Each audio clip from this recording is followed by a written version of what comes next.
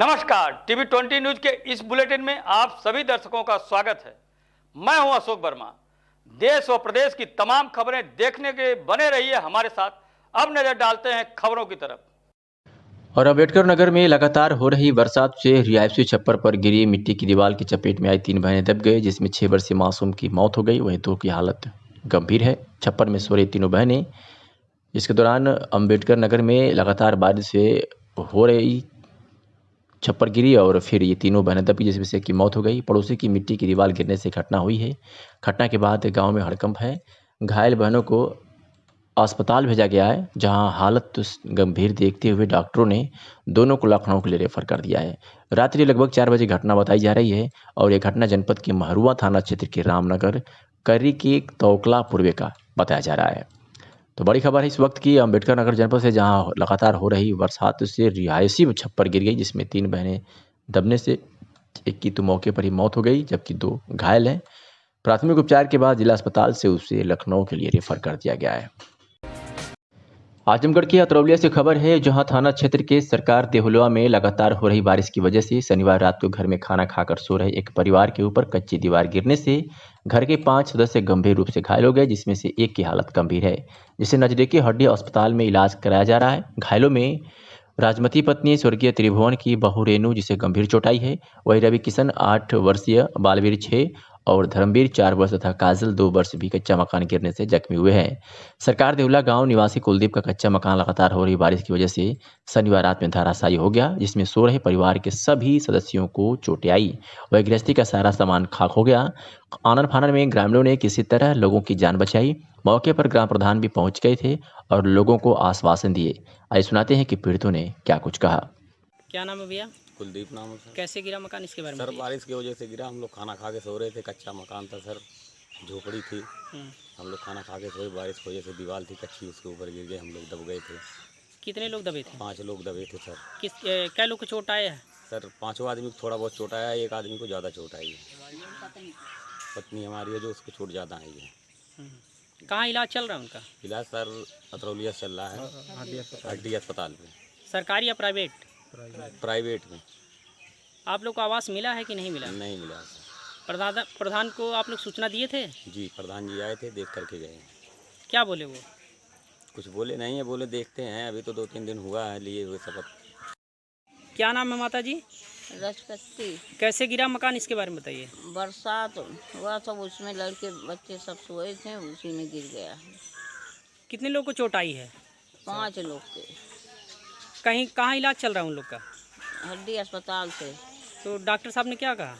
करक हो गया है हड्डी पे। आवास मिला है कि नहीं आप लोग को? कुछ नहीं मिला है भाई। आवास हम लोग को कुछ नहीं मिला है। प्रधान आए थे और देख के चले गए हैं।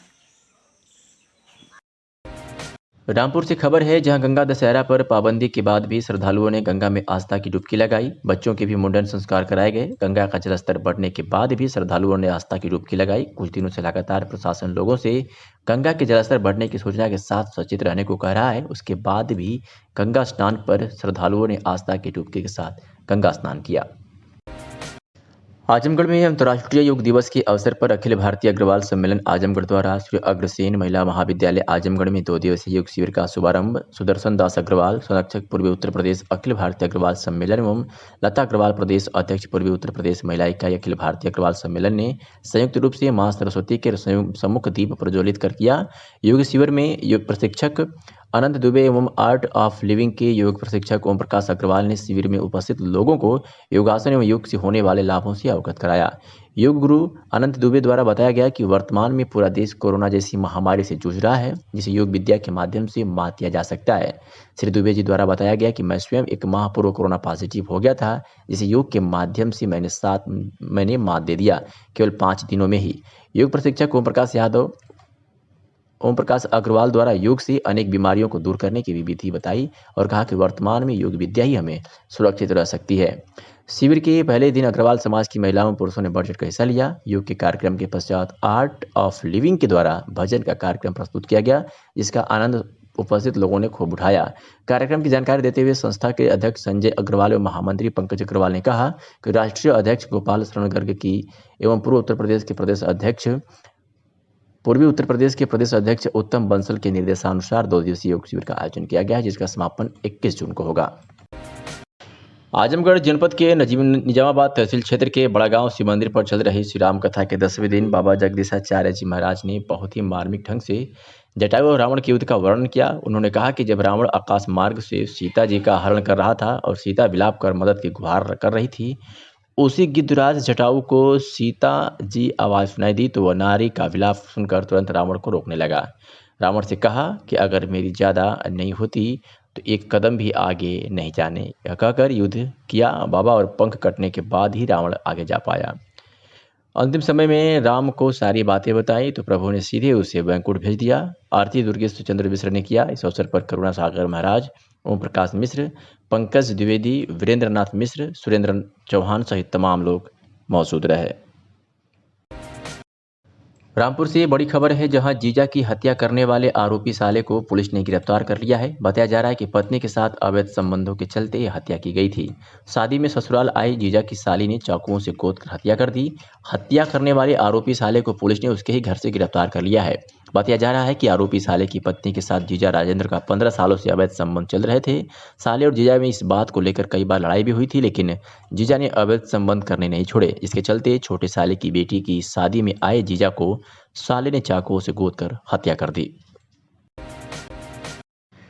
आजमगढ़ में प्रदेश व जिले के गन्ना एवं अनाज के उत्पादन में अग्रणी भूमिका निभाने वाला क्षेत्र देवरांचल के भाग्य में शायद दुर्दशा व राजनीतिक वादे का शिकार होना ही लिखा है।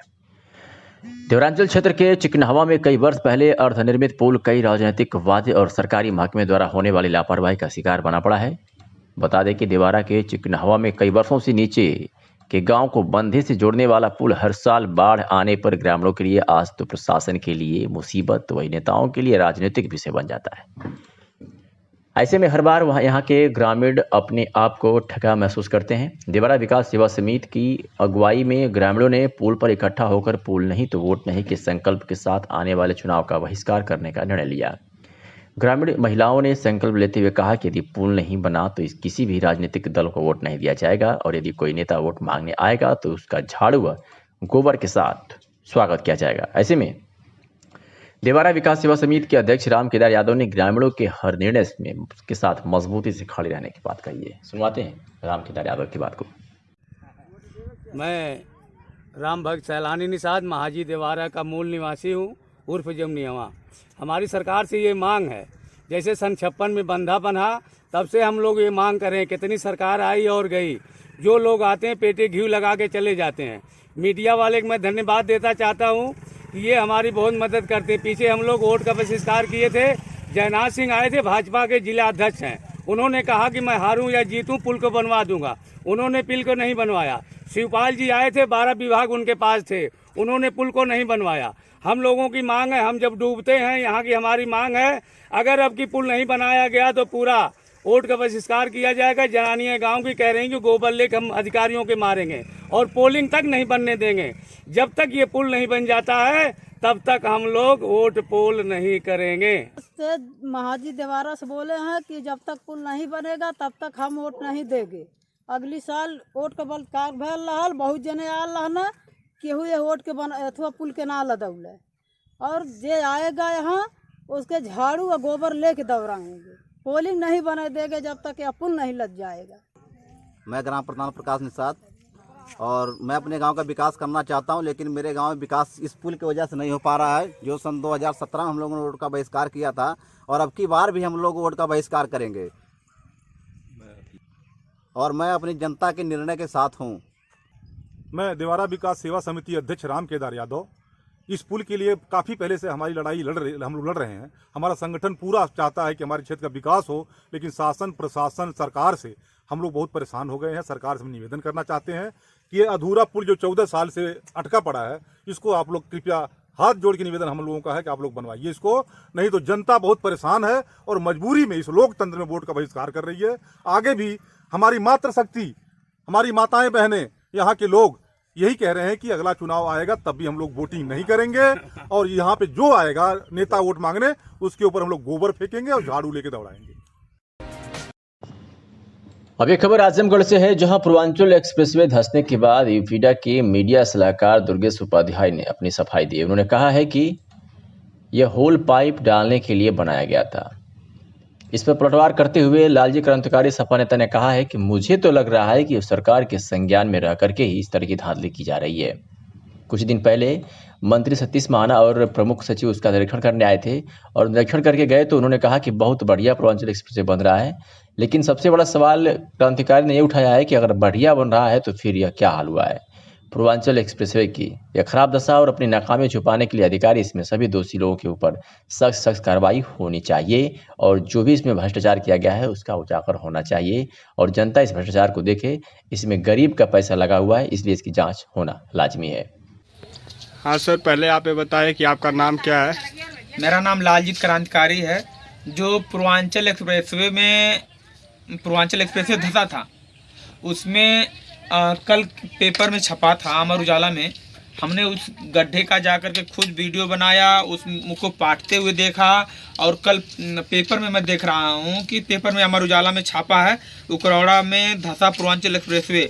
फिर उसके नीचे लिख रहा है कि आजमगढ़ यूपीडा ने कहा पाइप डालने के लिए गड्ढा किया गया है। तो यह पूर्ण रूप से गलत है। ये देखिए, आप दिखा सकते हैं अपने स्क्रीन पे,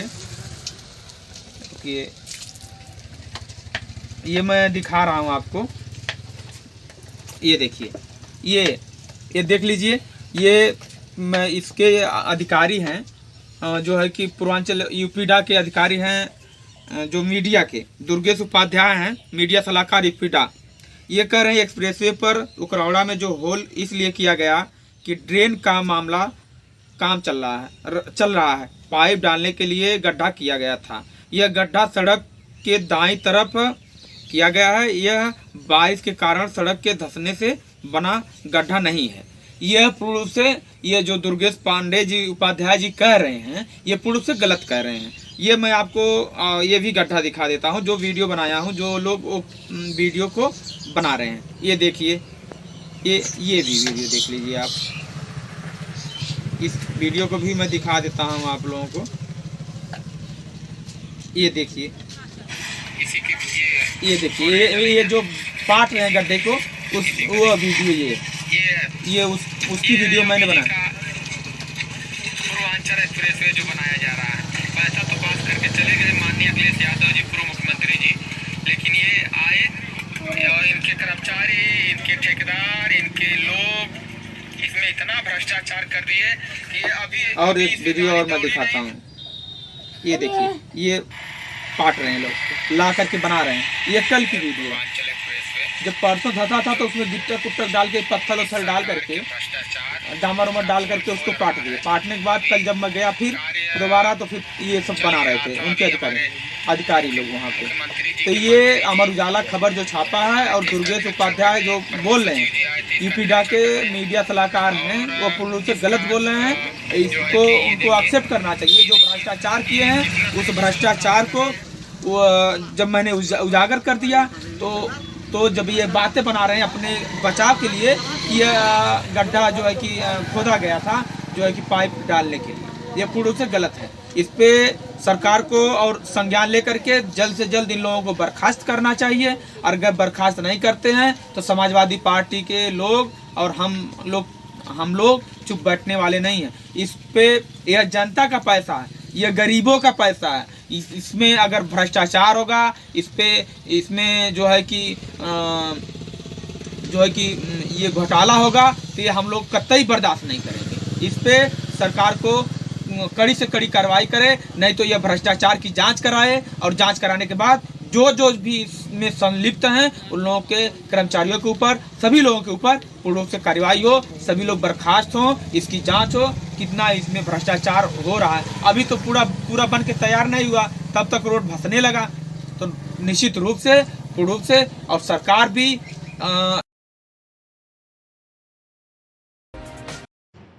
गाजियाबाद से बड़ी खबर आ रही है, जहां बुजुर्ग के साथ मारपीट के मामले में सपा नेता उम्मेद पहलवान ने कोर्ट में पेश हुआ है। दर्ज केस में पूछताछ के आधार पर धाराएं बढ़ाई गई हैं।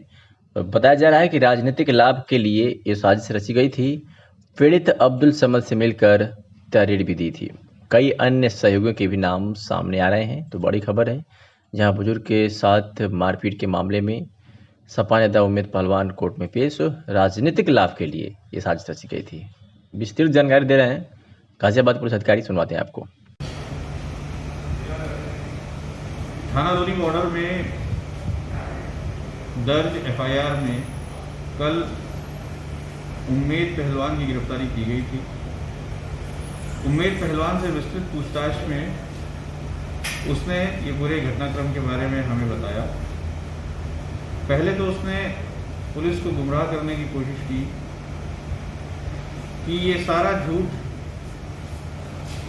उन बुजुर्ग व्यक्ति द्वारा इनसे बोला गया, जिसकी वजह से इन्होंने ये सारी बातें लोगों के सामने रखी। घटनास्थल, व्यक्तियों के अज्ञात होने और शेष बातों के बारे में भी इनका कहना था कि बुजुर्ग ने इनसे झूठ बोला, जिसकी वजह से इन्होंने गुमराह होकर के इस तरीके की बातें करी।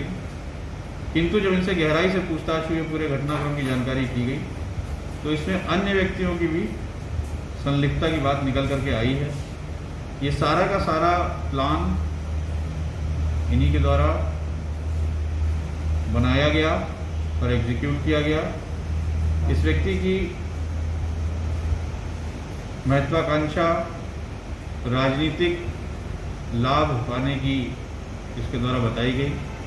ये क्षेत्र में अशांति फैला करके अपना राजनीतिक लाभ उठाना चाहता था। इसके द्वारा कहा गया कि ये सारी बातें, डॉक्यूमेंट इसके द्वारा पीड़ित को बताए गए और लिखवाए गए, जिसमें सभी तथ्यों के साथ या तो उन तथ्यों को छिपाया गया या छेड़छाड़ की गई। इसने अपना गुनाह कबूल किया और इस व्यक्ति को हमारे द्वारा आज माननीय न्यायालय के समक्ष प्रस्तुत किया जा रहा है। इसके द्वारा बताए गए अन्य व्यक्तियों के खिलाफ भी हम आजमगढ़ जनपद में पुलिस अधीक्षक सुधीर कुमार सिंह के निर्देश पर अपराधियों पर नियंत्रण हेतु चलाए जा रहे अभियान के तहत आज जनपद के इन थाना क्षेत्रों से इतने अपराधियों की गिरफ्तारी हुई। हम निम्नवार आपको बताएंगे, जिसमें थाना फूलपुर पुलिस ने दुष्कर्म के एक वांछित अभियुक्त को गिरफ्तार किया है, तो वही थाना कप्तानगंज पुलिस ने भी दहेज हत्या से संबंधित वांछित अभियुक्ता को गिरफ्तार किया है। बात करें अगर थाना तहबरपुर पुलिस की, तो थाना तहबरपुर पुलिस ने 4 वांछित अभियुक्तों को गिरफ्तार किया है, जिसमें एक अभियुक्ता भी शामिल है। तो वही थाना में नगर पुलिस ने भी गैंगस्टर एक्ट से संबंधित एक नफर वांछित अभियुक्त को गिरफ्तार किया है। साथ ही आपको बता दें कि जनपद आजमगढ़ के समस्त थाना द्वारा शांति व्यवस्था हेतु कुल 21 व्यक्तियों के विरुद्ध 151 CRPC की कार्रवाई की गई है।